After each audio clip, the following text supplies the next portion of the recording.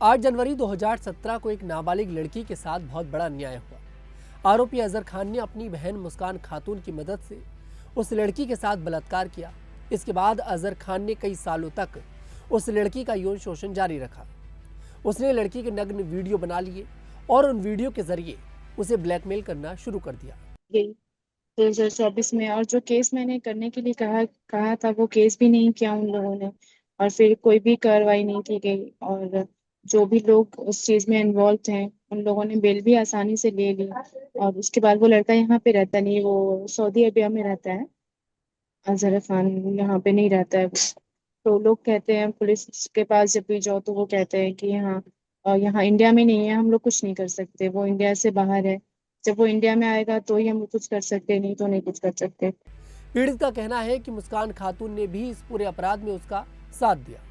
वह लड़की को धमकाती थी और अपराध में मदद करती थी। जी हाँ, मुस्कान खातून वो भी इन्वॉल्व है इन सब चीजों में, क्योंकि उससे मेरी दोस्ती रहा करती थी। और शायद कुछ आपस के मामले को लेकर के उसने घर पे बुलाया, और अपने भाई के साथ जो कुछ भी हुआ मेरे साथ वो बहुत बुरा हुआ, दर्दनाक था, बताने के लायक नहीं है वो।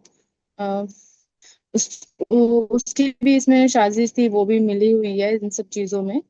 इस वजह से पीड़िता ने अपनी शिकायत में मुस्कान खातून का नाम भी साफ साफ लिखा है। एफआईआर में सिर्फ मुस्कान खातून ही नहीं बल्कि उसके पूरे परिवार के नाम शामिल हैं।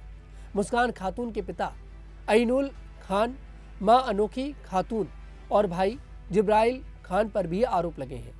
इन सब पर पीड़िता और उसकी मां को जान से मारने की, तेजाब फेंकने की और गंभीर धमकियां देने के आरोप भी हैं। पीड़िता और उसकी मां पिछले कई महीनों से न्याय के लिए लड़ रही हैं। जी हाँ, अभी तक कोई भी नहीं है। और जब जाओ तो कहते हैं लोग कि हम लोग कुछ नहीं कर सकते, तुमको जो करना है करो। फिर कहते हैं कि तुमको जिंदगी भर ऐसे ही रहना पड़ेगा, हम लोग का सुन करके रहना पड़ेगा तुमको, जो हम लोग कहेंगे वैसे डर के दबाव में रहना पड़ेगा। उसके पेरेंट्स भी बोलते हैं। और फिर वो तो अभी तक लगातार हमको हरास कर ही रहा है।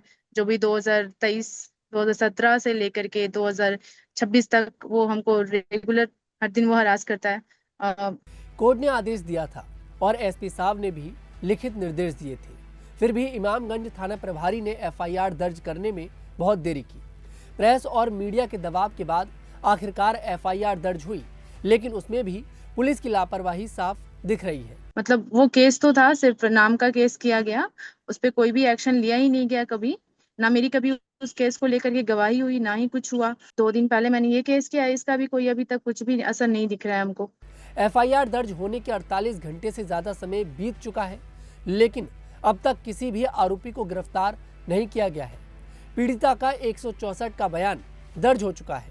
उसमें उसने सभी आरोपियों के खिलाफ विस्तार से बताया कि उसके साथ क्या क्या हुआ। मेडिकल जांच भी हो चुकी है और रिपोर्ट पुलिस के पास है। इसके बावजूद पुलिस ने कोई ठोस कार्रवाई नहीं की। जानकारों का कहना है कि यह केस पोक्सो के तहत दर्ज है। पोक्सो एक नाबालिग बच्चों के यौन अपराधों से निपटने के लिए बना हुआ सख्त कानून है। ऐसे मामलों में पुलिस को तुरंत कार्रवाई करनी चाहिए, लेकिन यहाँ देरी हो रही है। यह कानून के प्रति एक बड़ी चुनौती है। दूसरी ओर आरोपी परिवार में खुशियों का माहौल है। मुख्य आरोपी अजहर खान की बहन मुस्कान खातून की शादी 2 अप्रैल यानी कि आज है। इमामगंज थाना क्षेत्र में स्थित उनके घर में इन दिनों शादी की खूब तैयारियां चल रही हैं। घर में मेहंदी लगाई जा रही है, सजावट हो रही है, खाने पीने का इंतजाम हो रहा है। रिश्तेदार और परिजन हाथों में मेहंदी लगाकर खुशियां मना रहे हैं। पूरा परिवार शादी की खुशियों में डूबा हुआ है। यही वह परिवार है जिस पर एक नाबालिग लड़की के जीवन को बर्बाद करने, उसे सालों तक शोषण करने और उसे जान से मारने की धमकियां देने के गंभीर आरोप लगे हैं। पीड़िता और उसकी मां बहुत परेशान है। उनकी लड़की महीनों से इंसाफ पाने के लिए दर दर भटक रही है। उन्होंने कहा, हमारी बेटी महीनों से न्याय के लिए थाने और अदालत के चक्कर लगा रही है। कोर्ट का आदेश था, एसपी साहब का लिखित निर्देश था, फिर भी थाने वालों ने एफआईआर दर्ज करने में देरी की। अब एफआईआर हो गई है, लेकिन 48 घंटे बीत गए हैं और किसी भी आरोपी को गिरफ्तार नहीं किया गया है। जिन लोगों ने हमारी बेटी का जीवन बर्बाद कर दिया, वे आज शादियों की खुशियां मना रहे हैं। क्या यह न्याय है? क्या हमारे देश में गरीब और मजलूम लोगों को इंसाफ नहीं मिलता? पीड़िता परिवार को लगातार धमकियां मिल रही हैं। वे डर के माहौल में जी रहे हैं।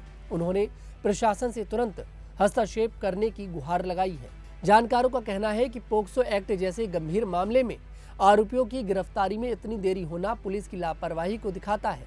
पीड़िता का 164 बयान और मेडिकल रिपोर्ट दोनों ही पुलिस के पास उपलब्ध है। इन सब के बावजूद अगर गिरफ्तारी नहीं हो रही है तो यह सवाल उठता है कि पुलिस क्यों नहीं कार्रवाई कर रही।